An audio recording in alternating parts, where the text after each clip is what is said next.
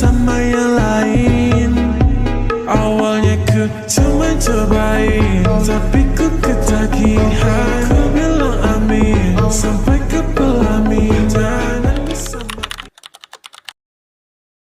Yang pertama adalah pengertian permutasi unsur yang berbeda. Permutasi unsur yang berbeda adalah cara menyusun beberapa benda yang semuanya berbeda dengan memperhatikan urutannya. Oke, lalu selanjutnya itu ada kegunaan permutasi unsur yang berbeda. Permutasi ini digunakan untuk menghitung beberapa banyak cara yang membuat urutan yang berbeda dari benda-benda yang tidak sama. Di sini saya ingin menjelaskan tentang rumus permutasi unsur yang berbeda. Jadi rumus itu ada dua. Yang pertama adalah P buah kurung N, R. Jadi itu rumusnya adalah sama dengan N faktorial per buah kurung N dikurang R faktorial. Nah, jadi rumus ini itu dipakai ketika kalau semua unsur itu berbeda atau bisa dibilang N lebih besar daripada R. Nah, jadi untuk keterangannya adalah N di sini sebagai jumlah unsur yang tersedia dan R sebagai jumlah unsur yang disusun. Jadi untuk rumus yang kedua ini seperti ini. Rumus yang kedua itu P buah kurung N, N sama dengan N faktorial. Nah, rumus ini dipakai kalau semuanya dipakai. Nah, lalu banyaknya permutasi N, unsur dari N, unsur yang berbeda. Maksudnya adalah ketika N sama dengan R atau nilai N itu sama dengan nilai R.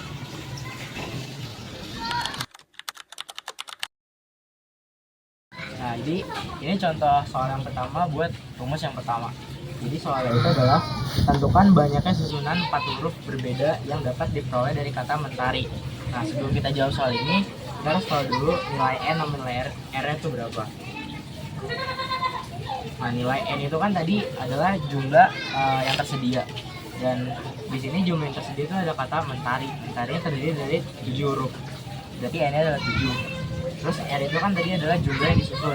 Jumlah yang disusun di sini ada 4 huruf, dari sini 4.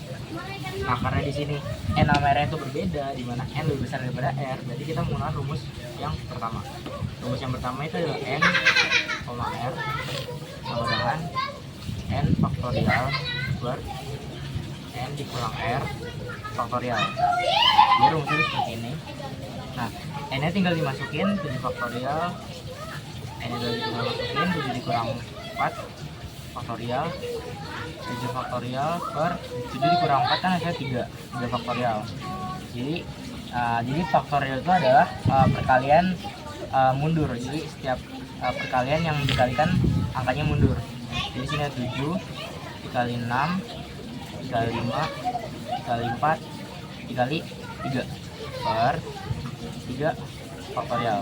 Nah, di sini kita nggak usah mundurin semuanya sampai 1. Kenapa? Karena ini kan dibagi 3 faktorial. Jadi kita stop di 3 faktorial aja. Jadi kan bisa dicoret. Jadi nanti 7 dikali 6 dikali 5 dikali 4. Jadi hasilnya itu adalah 880. 7 kayak ini adalah. Nah, jadi ini adalah contoh soal yang kedua pakai cara rumus yang kedua. Jadi untuk soal itu tentukan banyaknya susunan 7 huruf berbeda yang dapat diperoleh dari kata mentari. Nah, jadi emang step pertama adalah kita menentukan N sama R dulu. N sama R.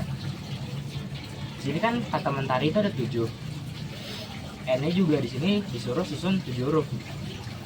Berarti kan kita punya 7 huruf kata mentari disusun semua. Berarti semua kondimen itu dipakai. Nah, kalau misalkan nilai N sama R itu sama, berarti N sama dengan R, berarti kita pakai rumus yang kedua. Rumus yang kedua seperti ini. P buah kurung N, N. Rumusnya itu adalah N faktorial. Karena di sini 7, itu 7 faktorial. 7 faktorial sama dengan perkalian mundur. 7 dikali 6, dikali 5, dikali 4, dikali 3, dikali 2, dikali 1. Jadi semuanya dihitung hasilnya 5040.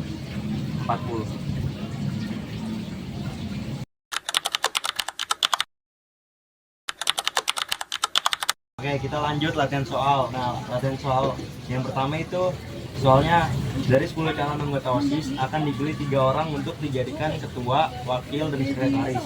Berapa banyak susunan orang yang mungkin terjadi? Ditentukan dulu ya N-nya. N itu jumlah yang tersedia. Jumlah yang tersedia di sini tuh ada 10. Jadi N sama dengan 10. Nah, lanjut R. R itu jumlah yang tersusun atau yang dipilih. Di sini kan dipilih 3 orang. Berarti R itu 3.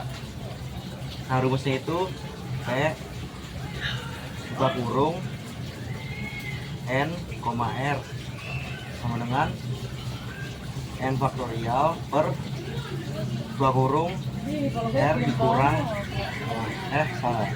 buka kurung N dikurang R faktorial. Nah, jadi nih, N itu kan 10, berarti 10 faktorial per buka kurung 10 kurang R 3 kurang 3 faktorial sama dengan 10 kali 9 kali 8 kali 7 faktorial. Kenapa 7 faktorial? Karena 10 dikurang 3 itu sama dengan 7 faktorial. Jadi tinggal coret. Jadi sama dengan 10 kali 9 kali 8. 10 kali 9 itu 90, 98, 720. Jadi banyaknya susunan orang yang mungkin terjadi adalah 720 susunan.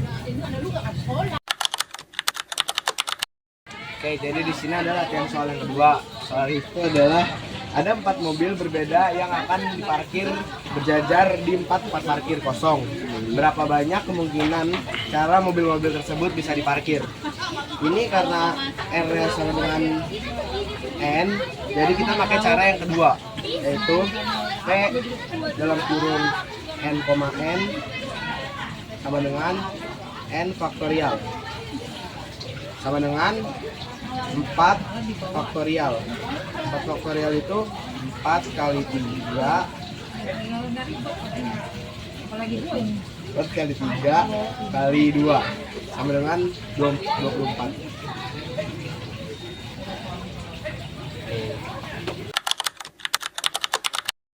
Oke, selanjutnya ada latihan soal yang ketiga. Ada berapa banyak bilangan terdiri dari 3 angka yang berbeda yang disusun dari angka-angka 1, 2, 3, 4, dan 5. Oke, di sini kita cari dulu N-nya.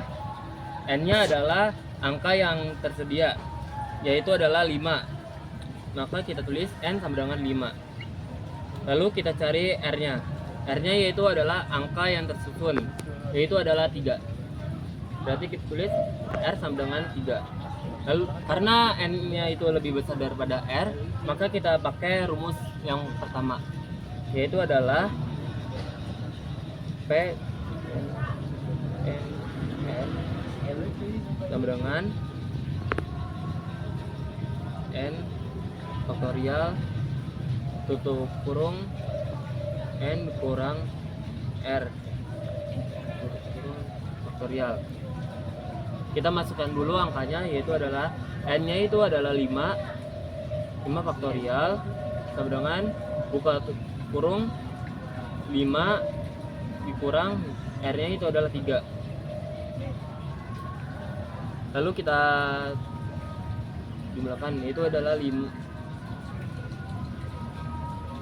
faktorial, 5 dikurang 3 yaitu adalah 2 faktorial. Lalu kita jabarkan jadi 5 dikali 4 dikali 3 dikali 2. Stop sampai 2. Lalu kita iniin 2. Kenapa stop? Karena kita akan dibagikan jadi 2. Kita coret dulu angka 2-nya. Lalu kita jumlahkan 5 dikali 4 dikali 3 sama dengan 60.